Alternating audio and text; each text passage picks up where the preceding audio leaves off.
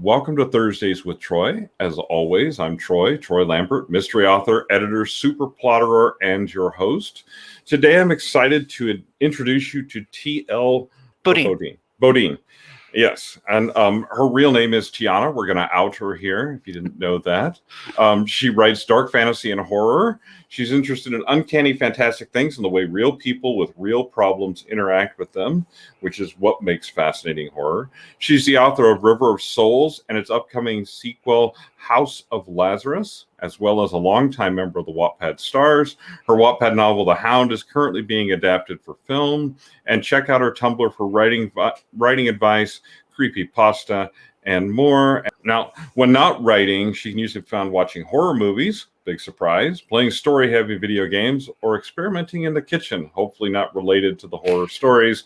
She's also an inspiring urban homesteader. She lives in New Mexico with her husband, David, and 2 small dogs. Welcome. Thanks for having me. You betcha. It is fantastic to have you. Outlining horror can be scary, but it doesn't have to be. So before we we're going to take a deep dive today into a template that we've created and that Tiana has helped create that basically outlines how you write horror and how you outline horror. So, but before we get started with that, why horror? Why are you so drawn to write in this genre as compared to other genres?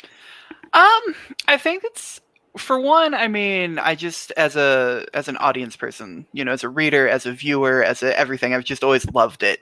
Like, even when I was a little kid, just give me the creepy, give me the ghost stories, just whatever it was. I really wanted, to be scared all the time. So that's a big one. And I think the other thing that really appeals to me about horror is it gives you an opportunity to tell stories that a lot of times people don't tackle in other things. So in horror, you see a lot more stories about families and married couples and people who are living on the fringes of society in whatever way, people who are disadvantaged, and I feel like horror explores that more often than other genres do. So there's a lot of diversity there that is really interesting to me. That is actually really interesting. And we were talking about this before the broadcast, but let's talk a little bit about what separates horror from other genres. What's the difference between horror and a thriller, and what does that look like? I think to an extent, horror is such a broad, umbrella genre that a lot of things fit into it, and there's a little bit of room for everybody at the table to an extent. Because, you've got things your slashers and your monster stories, and then you also have body horror and psychological horror and things that are just a really small scale, really personal. But I think at the end of the day, the big things that define horror is, one, there has to be some kind of, uncertainty about how this is going to turn out. The people who are involved in it are not going to be empowered against whatever is going on in their lives, at least not at first. So that's a big one, I think, is people need to be at a disadvantage. And I think, it helps if it's scary. Yeah. Oh yeah. Well, that would definitely help. Yes. So when did you start using Plottr, and how has that changed your writing process? So I'm actually pretty new to the entire plotting concept, honestly. I am a lifelong pantser, which has never worked out that well for me. Well, that's not true. It's okay. It's fine. But let's we're going to take a look at the horror template. And so let's talk about, where do you start with horror? Do you have a character in mind? Do you have perhaps a monster or a problem in mind? Or where does your idea usually start? So I usually will end up with a concept, I guess. Some kind of idea of concept in terms of what the conflict might be, or kind of what maybe the monster is. And when I say monster, and the term monster gets used in the template a lot, it's broad. But so I'll usually start off with some idea of a problem or a conflict that seems frightening or interesting. And then shortly after that, I'll start thinking, okay, well, if we have this problem, who is going to deal with it? That is really awesome. Now, one of the things that I notice in this, when we go through this template, is we often see that the monster is kind of a reflection of the internal conflict of our protagonist, our hero, if you will. So tell us a little bit about that. About this early part, you give them a glimpse of the monster. Do you often do that through more of the internal conflict, or do you actually show the monster? I mean, it really depends a little bit, on what you're trying to accomplish. Some of the pieces, some of the beats can and do move around a little bit, depending on just what would make logical sense with what's happening, in the story world. But the big important thing with, the world is not what it seems, is you have to nail the tone early on. Because sometimes, especially if it's more of like a slow burn type of horror, like you could be at this for a little while before anything weird or frightening happens. And your audience is going to want to know, early on what they're getting into. And so I think it's helpful if you start off either with a prologue or, just with when you're first getting started introducing the world and introducing the characters, that what the characters see is going on is not necessarily what's actually going on, and letting the audience in on that early on makes it more interesting and a little bit more tense for everything else. You can certainly tell horror stories that don't reflect any sort of link between the monster and the character. You can do that. I just think it's way more interesting if there's a connection, where the horror elements mean something tangentially to the characters and to the world. And that's the type of horror stories that to me stick with you a lot longer than just, a bunch of kids getting killed at like a cabin or something. Like, that's fun. But yeah, I actually totally agree. So now, all right, we've seen that there's a monster. Now we kind of put some players into the action. So part of horror that we see a lot is isolation. So how many players is too many? I mean, obviously we don't want an epic fantasy where we've got a cast of thousands here. Little harder to put them into the isolation mode. So tell us about that. Like, how many characters are too many, and how do you introduce that primary internal conflict right here in the setup? So with your cast, I think one question that you should ask yourself is, how many people are you willing to kill? So, the more body count that you want, once things get crazy and people start dropping because the monster's eating them or the serial killer stabbing them or whatever's going on. So how many people do you want to kill in that period? Because you want to give yourself enough people in the outset if you want to build up a body count, right? So if you're making something that's more of a slasher, where the kills themselves are going to be a big part of the appeal of the plot, you're going to want more people to begin with, because you need the cannon fodder. If you're doing something that's a little bit more of like a psychological slow burn, here's this person slowly going through some sort of, horrifying change, you'll probably want a smaller cast because other people are a little bit extraneous to that happening to them. So if you're making, a slasher movie, like, you're probably going to want to start with, like, I don't know, 5 or 6 people, victims, potential victims, so that you can pare them down to have, like, one person standing at the end. If you're making something that's more of a body horror or like a psychological horror or something, like, you're really probably only looking at 2 or 3 characters that are going to be spending a lot of time, at the forefront. Other people might wander in and out, but you're really only going to have 2 to 3 like big characters in there, because you're going to spend so much time delving into what's happening to a specific relationship or to a specific person. Right, exactly. So we're going to skip ahead a little bit to the first contact with the monster, because we're just going to hit some of the high points of this template here. But how important is this first? Is it that this first contact with the monster is absolutely horrifying? Yeah. No, it needs to be big. You can do, kind of the Jaws thing, where you don't maybe see it all at once at first. Like you can wait a little while to get like a full reveal of just how terrifying this thing is. But by the time you're making, an initial contact, with whatever your evil force is, it needs to be a big enough stakes situation that there is absolutely no way you could walk away from it. And so whenever it comes out, it needs to come out swinging in a way that, at this point you are locked in. You can't run away from it. You can't hide. You can't just kill it. Like, you're going to be struggling with this thing for a while. So you need to have it enter the scene and make a big enough splash that the characters know that they're stuck dealing with, this problem for a while. And the audience realizes that there's not going to be an easy solution to this, so that they're compelled to keep going. Right. And that's interesting, because this is at the end of Act 1, which often you see in other types of templates, the hero's journey or whatever.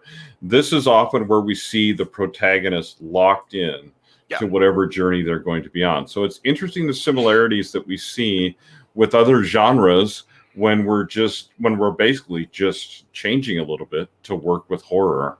Yeah. So we're going to skip ahead to, this is kind of the failed confrontation. Some would call it this is one of your first try-fail type things. So talk to us about how important it is. How big do you want to make this? And can you have more than one? Yeah. Yeah, no, you absolutely can. If you want, you can have a situation where it's, try, fail a couple of times. I think maybe the big thing with the failed confrontation, the way I perceive it and the way I've thought about it, is because, if you're starting with the framework of this connection between the inner struggle and the external threat, you get to a place where the character thinks they know how to fix the problem and they think they know how to deal with it, but they can't yet because they haven't dealt with their internal whatever. And so, they haven't gotten over or dealt with or embraced whatever their inner struggle is. And so they're not actually ready when they get to this point. And so the confrontation is going to fail because they, don't have the information that they need yet, and they are not developed enough yet to do it. And so failing that confrontation is a thing that forces them to realize that they need to work on themselves. And they might not be thinking of it in those terms because they're in the middle of being eaten by a monster, but they need to be able to break out of whatever thought process has been, plaguing them this whole time, or they need to, get out of the box of whatever their issue is so that they can grow. Which is why you have to, beat them down at this point, I guess. Well, yeah. So this is one of the things that we don't often talk about in horror, is the fact that we really do want to see character growth and change. Yeah. And horror is a fantastic mechanism for that. So I'm going to skip ahead to another part that I find really fascinating with this particular template. And, but one of the things that we often see in horror, and I wanted to emphasize, is this, when the true cost is revealed, that always the victory over the monster comes at a cost. And we see this in other genres too, but talk to us about how this works in horror. Yeah. So, and again, you have to buy into this premise that there's going to be some kind of connection between the internal and the external threat. A compelling way to tell stories and to show characters changing over time is to put them in a position where they have some kind of mental hang-up or some kind of issue or whatever that's going on in their life, or something that's really important to them. And that important thing is at odds with some other important thing. And so this true cost a lot of times comes down to being between a rock and a hard place and understanding that you have to sacrifice something that's important to you in order to get something else that's important. And maybe the sacrifice doesn't even have to stick, or it doesn't even have to be permanent, but you have to be willing to make that sacrifice, or else nothing is going to change in your life. That whatever you've been doing up to this point hasn't been working, so you have to be willing to put something on the line that you weren't willing to sacrifice before, because you're in a desperate situation, nothing else has worked, you have to do, swing for the fence, right? Right, exactly. And I think in horror, a lot of times, in some other genres, we'll see it as good versus bad when we see that true cost. In horror, often it's a choice between bad and even worse. Yeah. Which is often the case in everyday life too, and we could, I'm sure, go down that road for a while. Now, the other thing that's really fascinating to me is the way we have the ending developed here, because for many genres like romance, we're promised kind of a happily for now or a happily ever after ending. In horror, this is not always the case. And a lot of times, it's exactly how this title says: evil cannot be conquered, only delayed. Let's just talk about that for a minute. Often this can lead to series, but if this is a standalone, what is the reader taking away from this book? Yeah. So I think the thing to me that's important about this particular plot point, which is one of the most, I guess I would say, like, optional parts, like, of all of the beats, this is the one that often gets left off the most, like, when I've compared to other things. So it's not by any means like a hard and fast rule, but I think it's scarier. I think it's scarier if you read the story and you see evil conquered and you're feeling pretty good, and then you realize that the evil isn't gone forever. Because then you end the book and you're still thinking about, well, what if it comes back? What if, this and that? And so it sticks with you a little bit longer. It's more frightening for the reader if things don't just, end and tidy and wrapped up with a neat little bow. So from a practical perspective, if your goal is frightening a reader, I think that makes that more effective. You try really, really hard to, live a good life and to avoid pain and to avoid, struggle and turmoil and all of these things. And you win sometimes for a little while, but then something else is going to come up and there's always something else. So I think for me, that's an important thing to remember and to lean into a little bit, from a writing perspective. Well, I appreciate that too, because that's the one thing I always want to emphasize with templates to people is this is a template of an outline that you could potentially use. You can move things around, you can leave things out, you can leave things off, you can speed this up because you're writing a shorter story, you can make it longer because you're writing a dark fantasy where you need 36 beats instead of 15.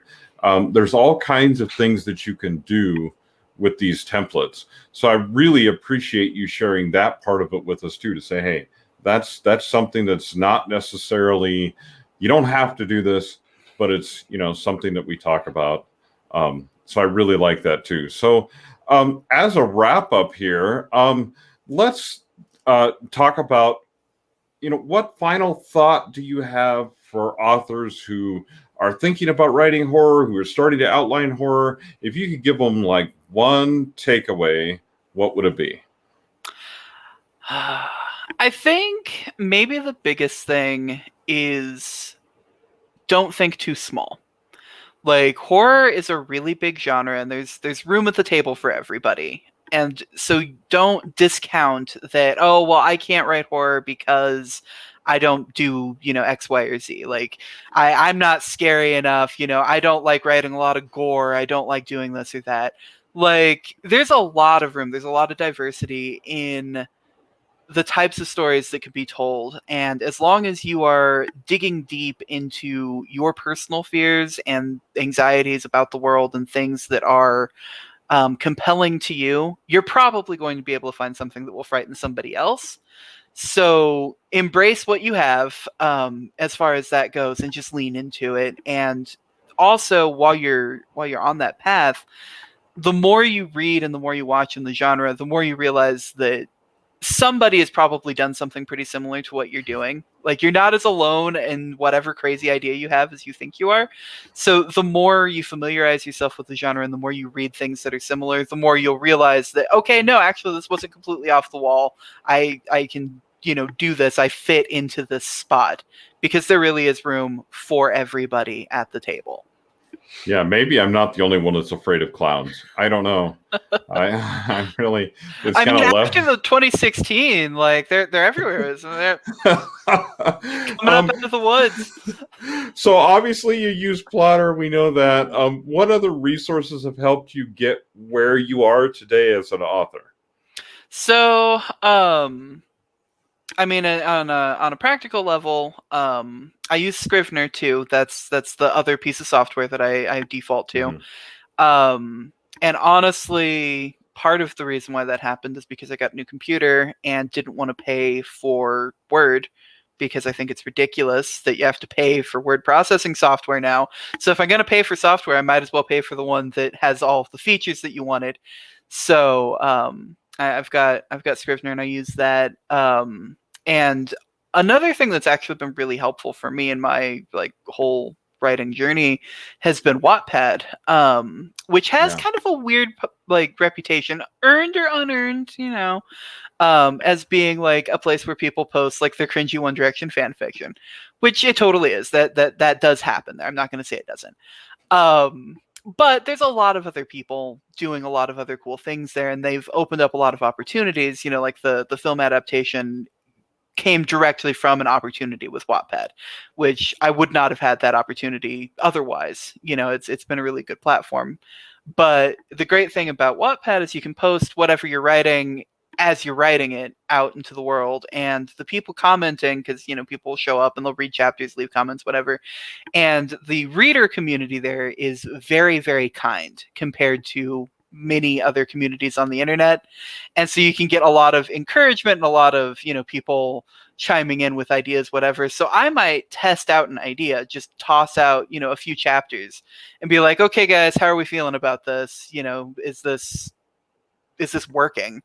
And people will chime in with their ideas, whatever. And you can beta test your ideas a little bit before you get too invested in them. And that has been for me really, really helpful. That is an awesome take on Wattpad and ways that you can use it. I think that there's a lot of platforms out there that have good and bad sides to them, and it's good to see the good side of things. So where can people find you online? Where can they stalk you? Where can they find your work and all that kind of stuff? We'll drop comments in the Facebook group. Be sure when we're done with this, you would drop comments in the Facebook group with all your links. But you have a fascinating Tumblr. Warning, give yourself some time if you go down that rabbit hole. And, you have a website. So tell us about those things and where you are on social media. Yeah, so I've got the Tumblr, I've got a website, I've got a monthly newsletter delivered by way of Substack, where I talk about kind of deep dives into horror topics and horror movies and books and the history of tropes and stuff like that. Have a lot of fun with that. And you can also catch me on Twitter or Instagram if you want to hit me up with whatever questions, see what I'm cooking that week, that sort of thing. Yeah. The Substack, I should probably plug this. The Substack is kept alive by way of Patreon. My patrons actually vote on what my monthly topic is going to be. So, they get early access to it. They get to read everything a week before everybody else does, and they get to vote on what the next topic is. So that is pretty awesome. So, as you know, we have a question of the day on Thursdays with Troy. And of course, because you're a horror writer and because you like to cook, we have this question for you. What is your favorite horror-themed dish to cook? Oh man, I'm kind of basic. I haven't delved too deep into the horror cooking motif. I've never tried this, but I've seen this really great alien face hugger using a chicken and some crab legs, and it's brilliant. But I feel like if I made that and like I brought that out to my husband, that would not end well for anyone involved. So Not for the chicken.